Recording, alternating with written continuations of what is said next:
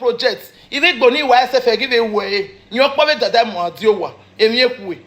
Uwe wo so bu eba. Mami no ri owe.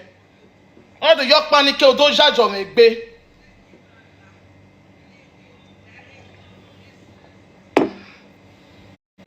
Agbo eri mo kun no pato, eri mo wo no na to. Mo kun ya to. Nu mi na to gbugwa. Akọ na to. Yan so na ma mo na. De ma no ki se be ma ki yo mo ki me. A ki se be ma ki yo mi me. O mo ki me. O de fa kwa. Ma wo gba ni ma wo gba de mo pe ma se so ni ma. Unu wa na do ayen mi ya nu wata. E mo pe ma se so ni ma. E mi ve ni fian no ma se so. E mi ve ni fian no ma we fian ve no ma ta mi yen. O se me. E mo pe mi no ma se so. E birthday no wa ya go how many years ago ya we birthday. E ba wa do so ye me birthday. About ya wo bi.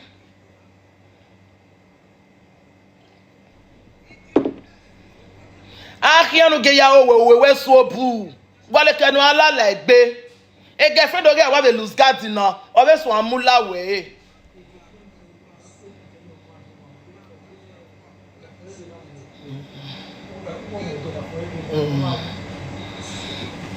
Boy ahian egi mo ku o me marry.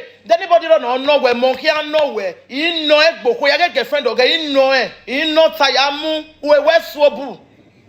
Ami ma na ho again no mo adiowa ya go da fon regan we gini o represent Mike ma ya hon e no mo adiowa ne kwe na mu wa go na o ke nu wa gugo wa egu egun a oko no mo adiowa ya go da fon e o regan o da fon danyo me inwu anyo o we deni yen o na mo wo kan na mo adiowa babe they too said the boss dey no ko agba bo jigo ne we me ya tele ba no momo wa o ka do hu e wa ho wa do ati o ma shawo.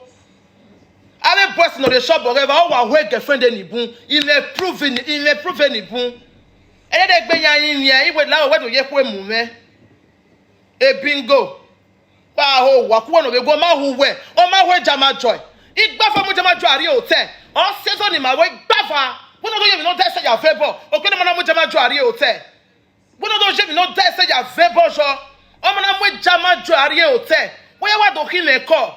We must see emotional. Awu wa ya iku. Awu we. Elwe bo weje. Awu we. No na te fe gwa. Awu we. Awu we ga iku. No gbon so na gbu e. Ne mi na gbu e. Awu we. No awu na mi wa wu wa yore. Ami mi no gbu e. Ami e gwa lo be gbu e. Oma mo jama joy yo take bava. What says him my jama joy? Stay away from my husband. My husband have a time with jama joy. Please stay away from me and my wife. Or I say be no ke jama joy. Avun dan. Nu mi ana talk buwa.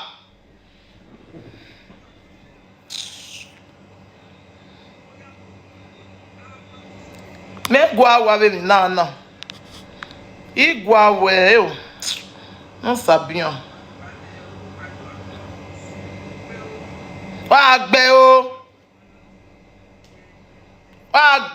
wa de fa wa gbe o ya we go David yo gwe we go da for me pipo other for me ti wo me eh no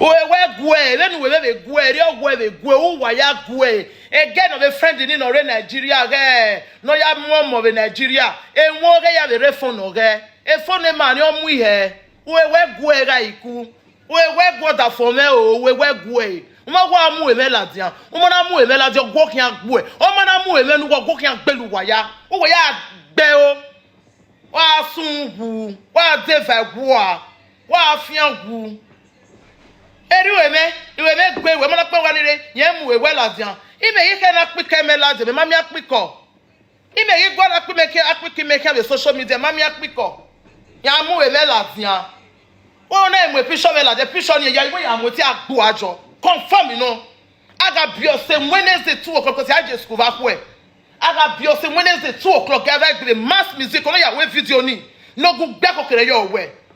Get back be back here. 2 o'clock man live video. What the most see no get to see allow. What the more bury. You have to work yare forget. Mona go but where they come in stop it me. When you have papa. Hello, Star. My love. Hello, Star. What are you? Only son. Over here, this is getting so much. Only son of where was Tamame. Okbeni ake bully we memio okbe. Eke we na dogwa wota ni metobe reta na eke we na provoke. It's too much. O na gbagbe, o too much igbe. But when they use them when you where? O too much igbe. O too much igbe. When they where? What the fuck you go ma? O where where David the mama go dey mari go. Okay, to mari go we ya fight where ba? When you give me so you now, go dari rosi ke kamari eniye. Pede David marry eniye. Ogio because when get bohin. Okay, let them boo. I don't start gbe. Oya me ya cash out. But the video when na your men zen you must when you so when you rock. We kwa ave for me una we video we back gbe. Thank God you follow. Me wash Mr. Anise, yen wa ni asi wo well ladian Anise. Kedo ado na won we ni atase una won ma ladian. Man understand? Maladian. And seafood. Immune na you ga bia immune. Evani wa no.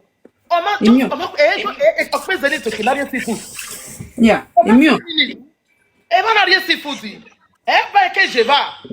O tu we igwale yan ati eva. Whether we have a mabi jeme. And I can we fit for me book appointment so me now I before 4. So before for him so 4 ya he open. So for me what book appointment because I have reservation. Understand? And make a reservation image. So me now you okay. No wa we video work pay se be ba ni. Ma ya we video. Me mama ye dey ya okay no. Area ni ikajeva. If my know that husband me ma jeva ya enjoy. Yeah. Parce que na ya work well. Eba ebo ya fuiba e mizu ne school emu majeva e school emu mejeva ha There you e school mejeva ne ma be ni o kani kan me e ba ni mana wa ya enjoy mana wa ya gbe we fu agbeso ma so yen wo nu din we na ade ba oni se yen wa onugun alawo wo when music if won wa kepa ije ne se ba ni na wa we music kere ma fi ma nothing no ha immune watch Obviously, you watch this one here. This one watch me watch ma so eni you watch the video we be wale lo we me ma mi to na so ni o wait come let's only that one again na gbe na yen gba be pejo me gbe we ni stop it ya stop we early stage ya ko we fit me drop jeva ogun ti na be jeva de na e kun na ma la se be mo ni yen la ya de ba le we gbe na wa ibo abunte yen ti gbo we o mo na wa se be mo ni say igbe e mama make mu my sister the record today now bless our player bugo okunu wa meme na no deceive man the social media voka him ya request for my number oga request if phone number me we order for mo mo make eniyan gbe me eyen na ani wo ma ni ogo mo me na gbe we but e tare na wo ma na yen ogo o mari won era ni yen we ro si ke ka mari ni yen ana so mu yere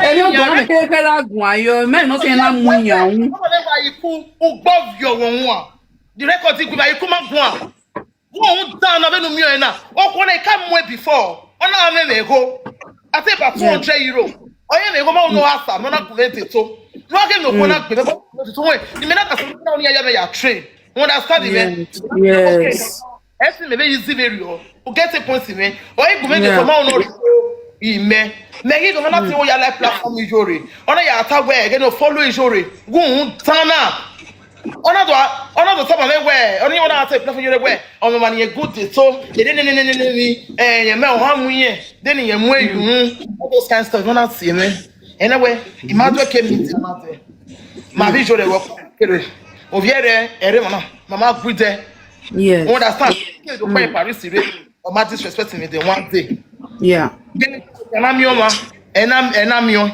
understand me paper yen bonire ere mana na o wa check on me ege ya ni so you dey what nice understand so ena do fi opo na ena we na re ege na ya ata no bi ata ke ya ri opia ni